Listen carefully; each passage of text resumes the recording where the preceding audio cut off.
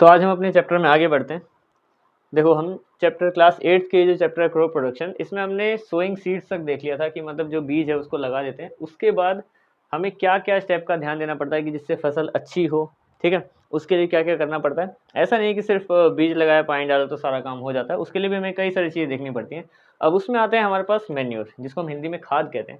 और वो खाद इंपॉर्टेंट होती है, दो तरीके की होती है। देखो मैन्योर, या देखो मैन्योर और फर्टिलाइजर दोनों ही खाद होते हैं। इनका काम क्या होता है, इसका काम भी यही है इंक्रीज द फर्टिलिटी, और इसका काम भी यही है इंक्रीज द फर्टिलिटी। मतलब बेसिकली ये काम है कि जो क्रॉप प्रोडक्शन है वो अच्छी तरीके से हो जाए या फिर ज़्यादा हो जाए, मतलब बिना किसी दिक्कत के हो जाए। तो इनका काम दोनों का मतलब ये है कि फसल को अच्छा या ज़्यादा करना ही होता है, ठीक है।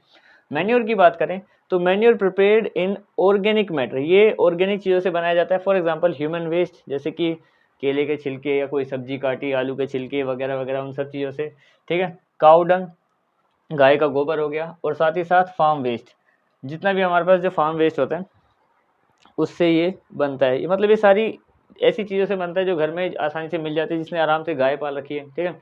और नॉर्मल उन सब चीज़ों को, गाय के गोबर को मिला दिया, छिलके वगैरह मिला दिए, फार्म वेस्ट वगैरह मिला दिया, तो उससे वो नेचुरली ही बन जाता है, ठीक है।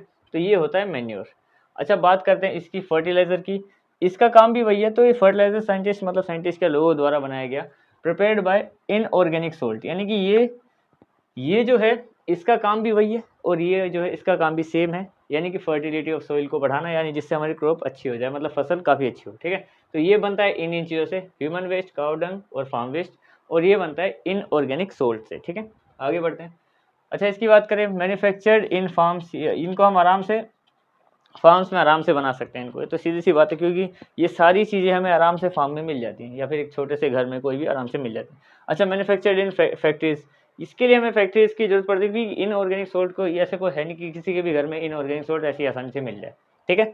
तो ये फैक्ट्रीज में ही बनाए जाते हैं। अब इसमें देखते हैं एडिड इन लार्ज क्वांटिटी, इनको हम ज़्यादा क्वांटिटी में डालते हैं। जैसे कि मान लो ये खेत है, ठीक है। तुमने देखा होगा, अगर तुम्हारे परिवार में किसी ने खेती करी है कभी, अब पुराने लोगों ने, तो उनसे पूछ भी सकते हो तुम कि जैसे इसमें जितने भी हिस्से में यहाँ पे फसल यहाँ पे लगा रखे हैं, हमने बीज लगा रखे हैं, ऐसे मान लो। तो ये वाला जो है ना मैन्योर, जो गाय की गोबर और इन सब चीज़ों से मिलके, ये मतलब छिलके और इन सब चीज़ों से मिलके बनता है, तो उसमें ना पूरा ही भर देते हैं इसको, ऐसे ऐसे करके पूरा, मतलब हर जगह यही दिख रहा होता है ऐसे, ठीक है। लेकिन ये जो होता है ये पाउडर के फॉर्म में होता है। ये किस तरीके का होता है, मतलब समझ लो नमक है वाइट कलर का, ठीक है, उस टाइप का होता है। और इसको ऐसे ऐसे करके खेतों में छिड़का जाता है। मतलब ये जैसे मान लो ये खेत है, तो यहाँ पे ऐसे स्प्रिंकल कर रहे हैं, यहाँ से फेंक रहे हैं, वो यहाँ यहाँ कहीं गिर रहे हैं, ऐसे ऐसे करके दाने उसके गिर रहे हैं। ऐसा नहीं कि पूरे में बिछा दिया, इसको हम बिछा देते हैं, इसको हम कम यूज़ करते हैं। तो इसको एडिड इन स्मॉलर क्वान्टिटी, इनको हम कम क्वान्टिटी में ही यूज़ करते हैं, ठीक है। आगे बढ़ते हैं। अच्छा, it provide humus to soil, जो मैन्योर है, जो देसी तरीका है, ये सोइल को ह्यूमस प्रोवाइड करता है। ह्यूमस क्या होता है, जो उसका गहरा काला रंग होता है या गहरा भूरा रंग होता है, वो प्रोवाइड करता है। और मतलब ह्यूमस का काम क्या होता है, क्योंकि ह्यूमस ऐसी है, जिस सोइल में ह्यूमस है, यानी कि उसके अंदर कार्बन के कंपाउंड अच्छे से हैं, जो कि फसल के लिए आगे हमारे लिए फ़ायदा देते हैं, ठीक है। तो ये तो प्रोवाइड करता है मैन्योर, ह्यूमस प्रोवाइड करता है, ठीक है। किसको, किसी भी फील्ड को, किसी भी खेत को, ठीक है। ये इसकी बात करें तो नॉट प्रोवाइड ह्यूमस, ये ह्यूमस प्रोवाइड नहीं करता। इसका काम ये नहीं है कि ये उसको ह्यूमस प्रोवाइड करे, ठीक है। बात करते हैं मेंटेन, ये अगर इसको हम खेतों में डालते हैं तो maintain the fertility of soil, यानी कि ये उस सोइल की फर्टिलिटी को मेंटेन करके रखता है, कि जितना अभी फर्टाइल है। जैसे कि मान लो इस खेत में 30 किलो कुछ भी उग रहा है, राइस मान लेते हैं या वीट मान लेते हैं, गेहूँ, ठीक है, 30 किलो उग रहा है, तो कटाई हो गई अगली बार फिर, क्योंकि हम ये डाल रहे हैं मैन्योर, ठीक है। तो वो अगले साल इसको मेंटेन रख रहा है ना, तो अगले साल भी 30, 29, 28 या 31, 32 ऐसे ही हर समय उगता रहेगा सेम, ठीक है। इसकी बात करें तो reduce the fertility year by year, यानी कि इधर अगर किसी खेत में 30 किलो उग रहा है तो वो हर साल रिड्यूस करता जाएगा, 28 पे आ जाएगा, फिर 26 पे आ जाएगा, ऐसे ऐसे करके होता रहेगा, ठीक है। अब तुम्हें लग रहा है कि यार ये तो बिल्कुल ही ऐसा है जो खराब है, तो लोग इसको यूज़ क्यों ही करते होंगे। आखिरी पॉइंट इसको मतलब बता देगा तुम्हें ठीक तरीके से। इसमें क्या होता है, गुड क्रॉप प्रोडक्शन। इसमें क्या है कि क्रॉप प्रोडक्शन अच्छा होता है, हमेशा सामान्य तरीके से चलता रहता है। इसमें क्या है, मोर प्रोडक्शन देन मैन्योर, यानी कि इससे ज़्यादा प्रोडक्शन करता है। जैसे कि इस खेत, एक नॉर्मल खेत है, उसी खेत में मैंने मैन्योर डाला, मेरा 30 किलो यहाँ पे ये उग गया, ठीक है। उसी खेत में अगर मैं फर्टिलाइजर डाल रहा हूँ, अगर मेरा 30 से वहाँ पे 40 किलो उग रहा है, तो लोग लालच तो करेंगे, सीधी बात है। और लालच की भी बात अगर इसमें ना करें हम लोग, तो ये भी हम देख सकते हैं कि पॉपुलेशन भी बढ़ती जा रही है, तो उनके लिए भी तो हमें देखना है कि इतना उगा रहे हैं। और ऐसे ही नॉर्मल तरीके से भी चलें तो भी मतलब ये है कि तो सैंड सोइल के लिए काफ़ी अच्छा होता है, मिट्टी के लिए अच्छा है, मैन्योर काफ़ी अच्छा होता है। ये उसकी फर्टिलिटी को समय के साथ धीरे धीरे कम करता होता है, पर ये प्रोडक्शन ज़्यादा देता है। ये यहाँ पे सीधा हिसाब है कि प्रोडक्शन इसके मुकाबले ज़्यादा देता है, ठीक है। अब बात करते हैं disadvantages of using fertiliser. Fertiliser के डिसएडवांटेज क्या है कि क्यों, मतलब यूज़ तो करना ही चाहिए। देखो अब देखो, ऐसा नहीं है कि बिल्कुल ही यूज़ नहीं करना चाहिए, आजकल तो यही कर रहे हैं लोग, मतलब सही बताऊं तो ज़्यादातर किसान इसमें शिफ्ट हो गए हैं। तो डिसएडवांटेज फिर भी क्या क्या है वो हम देख लेते हैं। Excessive use of fertiliser can cause pollution.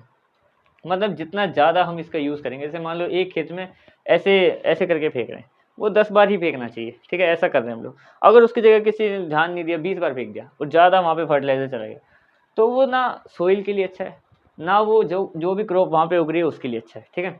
वो वहाँ पे उस फसल को भी खराब करेगा, जो आगे जाके बीमारियाँ फैलाएगी, ठीक है। तो इसका मतलब बड़ा देख परख के इस्तेमाल करना होता है, ठीक है। ये डैमेज भी करता रहता है समय के साथ, उसको क्या बोलते हैं, जो हमारी मिट्टी है, सोइल है, उसको भी, ठीक है। समटाइम्स कभी कभी ऐसा होता है कि इट में change the pH of soil. PH तुम एट्थ में ना, हाँ, तो एट्थ के हिसाब से तुम्हें पीएच नहीं पता होगा, पर पीएच इतना समझ लो अभी यहाँ पे एक नॉर्मल सा स्केल होता है, एसिडिक और बेसिक चीज़ें होती हैं, ठीक है। पीएच ये होता है 0 से, ज़्यादा इसको डीपली नहीं समझाऊंगा मैं, 14 तक चलता है, ठीक है। तो जो अगर ज़्यादा चीज़ें यहाँ पे हैं इस जगह पे, जितनी भी खट्टी चीज़ें होती हैं ज़्यादातर वो एसिडिक चीज़ें होती हैं, ठीक है। जितनी भी बेसिक चीज़ें होती हैं वो कड़वी चीज़ें होती हैं, ठीक है। तो जो मिट्टी का एक सामान्य पीएच है, ज़्यादा इसका यूज़ करने से क्या करता है, उसके पीएच में भी बदलाव कर देता है। मान लो यहाँ से कभी फर्टिलाइजर ज़्यादा यूज़ हो गया, यहाँ चला गया, यहाँ चला गया, वो भी हमारी सेहत के लिए अच्छा नहीं है। जितना जितना ज़मीन का पीएच होना चाहिए उतना ही होना चाहिए, मतलब ज़्यादा यूज़ ना करें तो ठीक रहता है। अच्छा देखो, मान लो अगर किसी ने क्या किया कि ज़्यादा लालच के चक्कर में या फिर जनसंख्या के हिसाब से भी अगर यूज़ कर लिया हमने, क्या बोलते हैं, फर्टिलाइज़र को, तो उसका भी एक सॉल्यूशन होता है कि लिविंग द लैंड फैलो। यानी कि यहाँ पे देखो, ये एक अलग से डेफिनेशन है, इसको इसकी तीसरी लाइन मत समझना, ठीक है। ये है कि लिविंग द लैंड फैलो, कि कुछ समय के लिए उस ज़मीन को जिसने अपना, क्या बोलते हैं, न्यूट्रिएंट्स खो दिए हैं बार बार फर्टिलाइज़र यूज़ कर करके, तो उस जगह को कुछ समय के लिए खाली छोड़ दो, मतलब 1 2 3 4 साल के लिए खाली छोड़ देंगे, तो it gains the nutrients by itself. अपने लिए वो खुद दोबारा से वो न्यूट्रिएंट्स ज़मीन से ले सकती है। जैसे कि मान लो ये ज़मीन है, ठीक है, ये वाली, अभी इसका मान लो पीएच बहुत गिर गया, पीएच के न्यूट्रिएंट्स मान लो बहुत ज़्यादा नीचे गिरे हैं, ठीक है। तो ये पड़ी रहेगी ना, तो आजू बाजू से भी लेते रहेगी, यहाँ से यहाँ से यहाँ से, कुछ ना कुछ इसमें पौधे उगते रहेंगे, क्योंकि बिना वजह भी पौधे उगते हैं, ये भी हम आगे पढ़ेंगे, इनको वीड्स कहते हैं।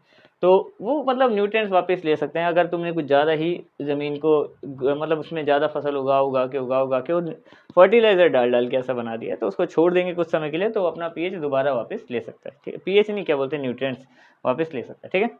पीएच भी ले सकता है बेसिकली, ऐसा नहीं कि मान लो पीएच कम ज़्यादा हो जाए तो उसको थोड़ा समय दो, किसी भी ज़मीन को समय दो, तो वापस वो अपने आप को दोबारा ठीक कर लेगी, ठीक है। अच्छा, क्रॉप रोटेशन क्यों ज़रूरी है, कि मतलब एक खेत में क्रॉप बदल बदल के, जैसे एक खेत में सर्दियाँ आई तो ये उगा लिया, गर्मियाँ आई तो ये उगा लिया, ये देखो मौसम के हिसाब से तो चीज़ें उगती ही हैं, पर साथ ही साथ हम सेम चीज़ नहीं उगा सकते, क्योंकि same types of crops reduce the fertility of soil. मतलब अगर एक ही टाइप की हम क्रॉप को उगाते रहेंगे, जैसे मान लो इस मौसम में कोई ऐसी भी होती हैं चीज़ें जैसे जो हर मौसम में उग जाती हैं, ठीक है, जो 12 महीने चलती हैं, जैसे कि आलू मान लेते हैं, आलू काफ़ी ज़्यादा उगाए जाते हैं शायद, इतना मेरे को इतना नॉलेज है नहीं इसके बारे में, पर कोई भी जैसे कि मान लो जो 12 महीने चीज़ें बिकती हैं, ठीक है। तो जब किसी खेत में हर बार एक ही चीज़ उगाई जा रही है, इस बार भी इस बार भी इस बार भी, तो धीरे धीरे उसकी फर्टिलिटी कम हो जाती है। इसलिए ज़्यादातर मौसम भी ऐसे ही बने, ताकि भाई अब इसको इस फसल को हटा दो, अब मौसम ये वाला आ गया तो दूसरी हुआ, ताकि उसका भी मेंटेन रहे, वो भी अच्छी, सोइल भी अच्छी बनी रहे, ठीक है। तो डिफरेंट क्रॉप्स क्या करती हैं, वो मेंटेन रखती हैं फर्टिलिटी ऑफ सोइल को, वो कम नहीं होने देती, ठीक है। तो आज हमने देखा कि खाद जो इतनी इंपॉर्टेंट है, किस किस तरीके की होती है, क्या क्या फ़ायदा है, क्या क्या नुकसान है। इसमें नुकसान बोलेंगे तो इसमें थोड़ा पैसे का नुकसान है कि भाई कम कम अमाउंट में इसमें फसल उग रही है तो कम पैसा मिल रहा है। इसमें ज़्यादा अमाउंट में होती है, इसमें 40 की जगह 40 लिखा है, 40 से 50 भी हो सकता है, कोई इसमें बड़ी बात नहीं, ठीक है। और साथ साथ ये थोड़ा हेल्दी है, ये थोड़ा सा अनहेल्दी अगर इसका यूज़ ठीक से ना हुआ, तो हमने यहाँ पे देखा है कि वो कोज पोल्यूशन है, वो ख़राब इतनी फसल भी कर सकती है अगर ज़्यादा उगा दिया, या फिर इस सब चीज़ों पर ध्यान रखना पड़ता है, ठीक है। तो इनके ये फ़ायदे घाटे हैं। उसके अलावा अगर यूज़ हो गया तो क्या करें, कि उसको कुछ समय के लिए खाली छोड़ दो, और साथ ही साथ सेम क्रॉप क्यों नहीं उगाई जाती, ताकि वो फर्टिलिटी मेंटेन में रहे, ठीक है। आज के लिए इतना ही, अब मिलते हैं इसके अगले टॉपिक में। That's it.